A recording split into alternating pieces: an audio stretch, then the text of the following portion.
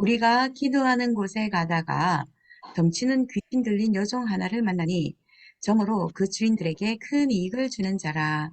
그가 바울과 우리를 따라와 소리질러 이르되 이 사람들은 지극히 높은 하나님의 종으로서 구원의 길을 너희에게 전하는 자라 하며 이같이 여러 날을 하는지라.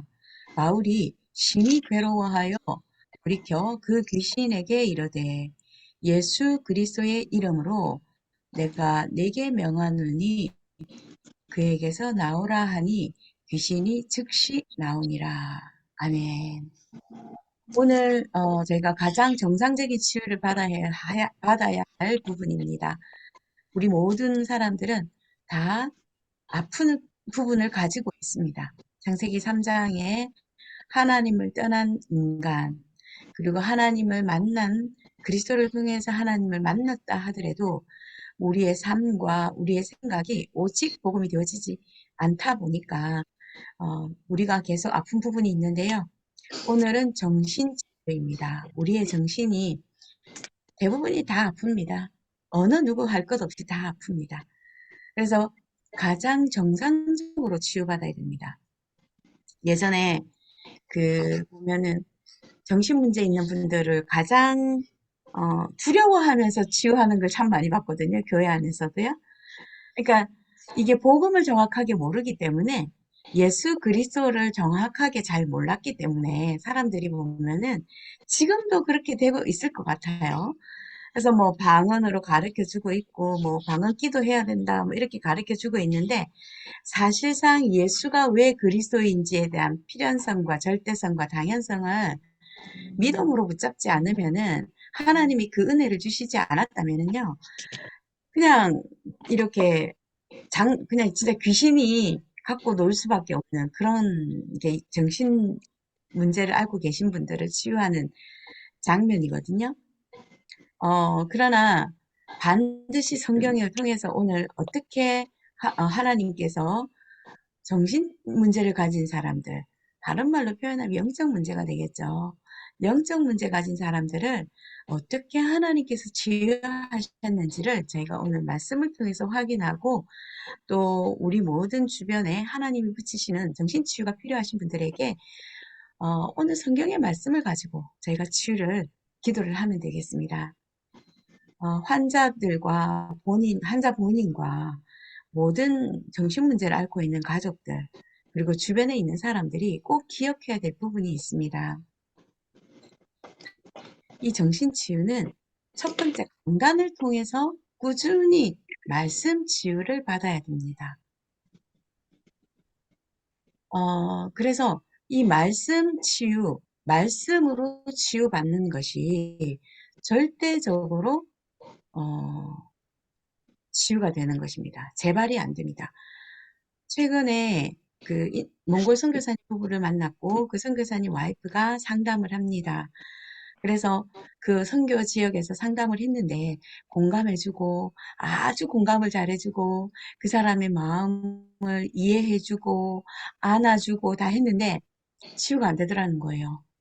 그런데 너무 이제 낙심이 딱 됐던 사건이 있었는데 그 옆에 예수전도단 YM이 있는데 그 YM 베이스가 있는데 그 YM 베이스에서 사역을 하고 계시는 선교사님 부부가 상담을 하시는데 이 두 분이 상담을 하고 나면 뭔가 역사가 일어나는 거예요. 도대체 이게 뭘까? 나는 정말 많이 공감을 해줬는데 나중에 환자들이 그 클라이언트들이 그러니까 그 내담자들이 와서 상담자에게 돈 빌려달라는 거예요. 자기는 돈 빌려달라는 소리만 듣고 했는데 어떻게 YM은 그럴까 고민을 했대요. 그러면서 굉장히 낙심이 됐다라는 얘기를 하더라고요. 제가 상담하는 방법에 대해서 제가 하나님이 저에게 주신 상담의 그 방법을 말씀을 나눴어요. 그래서 하나님이 꼭 치유할 사람만 붙이시더라. 왜냐하면 복음이 증거되어야 되는 하나님의 계획이 있었기 때문이었다. 저는 하나님의 말씀만 가지고 하고 오직 복음의 내용만 가지고 합니다. 그래서 여기에 동의하지 않으면 저는 상담 아예 시작도 안 합니다. 그러면서 하나님의 말씀으로 치유가 되어지니까 재발을 안 합니다. 이렇게 얘기를 했더니 그 남편 선교사님이 와이프를 보는 눈빛이 그것 봐. 우리가 크리스천 상담이라고 얘기를 하는데 크리스천 상담이라고 하면서 그리스도가 빠졌잖아. 그 얘기를 하는 거예요. 근데 저는 그리스도를 계속 강조를 했고 하나님의 말씀을 계속 강조를 했거든요. 근데 그 남편 선교사님도 빠져 있었던 게 있었어요. 저는 영적 세계를 합니다. 분명히 이거는 창세기 3장에 하나님 떠난 인간의 영적 문제고요. 영적 상태이고요. 하나님 떠난 모든 인간은 다 그 속에 빠져 있다라고 하는 그 전제.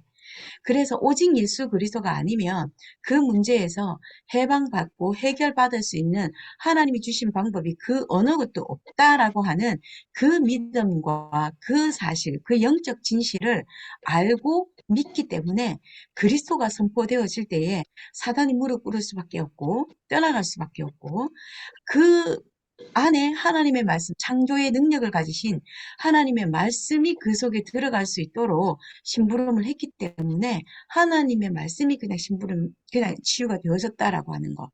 그게 다른 점이었거든요. 강단을 통해서 꾸준한 말씀 치유가 계속되어져야 됩니다. 다른 말로 표현을 하면 예배 승리해야 됩니다. 강단 말씀을 생명줄로 붙잡아야 된다는 것이죠. 히브리서 4장 12절에 정확하게 하나님의 말씀은 살아있다라고 했고요. 활력이 있고 좌우의 날쌘 검보다도 더 예리해서 혼도 쪼개고 영도 쪼개고 관절과 골수를 찔러 쪼개기까지 하며 마음의 생각과 뜻을 판단하는 것이 하나님의 말씀입니다. 우리가 오직 복음의 말씀만 계속 듣는 강단 안에 있잖아요. 그러면 내 속에 있는 정말 정말 내가 기억도 못하는 부분까지 다 끄집어냅니다. 다 예수 그리스도의 빛이 바라지니까 흑암이 드러나기를 시작합니다. 내 스스로가 부끄럽기도 하고요. 내 스스로가 이게 내 속에 있었구나 라고 하는 아픔을 겪습니다. 그러나 또 강단의 말씀을 통해서 하나님의 말씀을 통해서 그럼에도 불구하고 그래서 예수가 그리스도 되시고 그 그리스도가 나의 구원자고 하나님이 그리스도를 보내서 나를 구원하셨다. 이 문제도 2000년 전에 십자가에서 해결하셨다. 이 믿음을 회복하는 것입니다. 사도행전 2장 42절에서 47절의 말씀에 보면은 사도의 가르침을 받아 모든 사람들이 사람마다 다 두려워하는데 사도들로 말미암아 기사와 표적이 많이 나타나게 했다라고 말씀하셨거든요. 분명히 하나님이 세운 주의 종, 하나님이 메신저, 목회자, 말씀 전달자들 통해서 반드시 하나님은 하나님의 말씀을 전달합니다. 그래서 저희가 오직 복음의 말씀을 전달하는 말씀자들에 있어서는 하나님이 그들에게 주신 하나님의 권위라는 거예요. 말씀의 권위라는 우리가 권위가 있는 게 아니에요. 하나님 말씀의 권위고 예수 그리스도 하나님이 대신 세워서 하나님 말씀을 전달하게 하는 사자라는 거예요. 강단의 말씀을 통해서 꾸준히 말씀 치유를 받아야 됩니다. 사도행전 11장 19절에서 30절의 말씀도 보면은 그곳에 그 바나바를 안디옥에서 막 이제 막 전도 운동이 일어나니까 예루살렘 교회에서 바나바가 파송이 되어지고요. 바나바가 누구를 데리고 오냐면 사울을 이제 회심한 사울을 찾아서 데리고 들어갑니다. 그 데리고 들어갔을 때 바나바가 사울을 찾아서 다소에 들어가니까 그때 안디옥에서 안디옥에 데리고 들어가서 둘이 교회를 해서 1년 동안 계속해서 큰 무리를 가르쳤고 제자들이 안디옥에서 비로소 그리스도인이라고 하는 일컬음을 받게 됐다 그랬거든요. 바나바와 사울이 가서 계속했던 것이 뭐냐면 영적 사실을 전달하고 오직 왜 예수가 그리스도인지를 전달했단 말이에요. 그런데 안디옥에 하나님이 교회를 세우는 역사가 일어났습니다. 나중에는 이 안디옥 교회를 통해서 기근이 일어나니까 예루살렘 교회가 재정적으로 어려워지니까 그 안디옥 교회 지교회가 헌금을 모아서 본교회 예루살렘 교회에 헌금하는 역사까지 일어날 정도로 반드시 말씀이 치유되어져야 되는데 강단을 통해서 일어나야 된다는 겁니다. 두 번째, 우리 다락방 안에 치유 사역자들에 대한 굉장히 메시지가 많이 나오고요. 또 치유 사역자들을 통해서 말씀 치유를 계속 받아야 됩니다. 사도행전 13장에도 보면은 그곳에 사울이 갔을 때에 사울이 그 지역에 갔을 때 그 13장의 그 현장에 사울을 그 선교사로 보냈거든요. 전도 여행을 떠나는데 첫 번째 그 전도 여행 현장이거든요. 그곳에 완전히 귀신 들려가지고 있는 그 점쟁이가 있다는 거예요. 그 점쟁이가 서기오 바울이라고 하는 총독을 붙잡고 정치를 계속 건드리는 거예요. 귀신이, 사단이. 그런데 이 서기오라고 하는 총독은 하나님의 말씀을 듣고 싶어 했거든요. 그때에 사울이 성령이 충만하여져서 얘기하는 거예요. 거짓으로 말하지 말아라. 모든 거짓과 악행이 가득한 자고 마귀의 자식이고 모든 의의 원수고 주의 바른 길을 굳게 하기를 그치지 아니하겠느냐라고 말씀을 전했더니 귀신이 떠나가고 총독이 주의 가르치심을 받게 되고 회심하는 일이 일어난 거거든요. 또 우리가 16장의 현장에 보면은 오늘 읽었던 본문의 말씀입니다. 그때 점치는 귀신 들린 여종 하나가 그 점을 치면서 주인을 이롭게 했다 그래서 계속 돈을 벌어줬다 그랬어요. 경제를 또 붙잡고 있게 됐거든요. 그러면서 바울을 따라다니면서 계속해서 바른 말을 합니다. 바울과 우리를 따라다 소리 질러서 이르되 이 사람은 지극히 높은 하나님의 종으로 구원의 길을 너희에게 전하는 자다라고 계속 말하는 거예요. 근데 바울의 반응은 심히 괴로워했다 그랬어요. 심히 괴로워하면서 그 귀신에게 이르되 예수 그리스도의 이름으로 내가 네게 명하노니 그에게서 나오라 하니 귀신이 즉시 나오니라. 대부분 사람들이 있잖아요. 교회 안에서 예수 이름으로 점치고 예수 이름으로 무당짓하고 예수 이름으로 예언한다고 하면서 천린지 귀신이 하는 이 짓을 하고 있거든요. 그래서 굉장히 속지 말입니다. 반드시 진짜 말씀을 통해서 치유된 정상적인 치유를 말하는 거고요.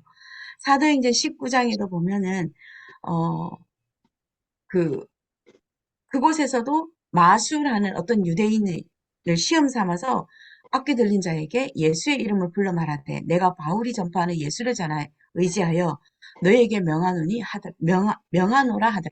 그러니까 이거 뭐냐면 제사장이 있는데 그 제사장이 그러니까 바울이 전달하는 예수 그리스도 이름으로 명하노니 이러면서 예수 이름을 가지고 이렇게 장난하는 거예요.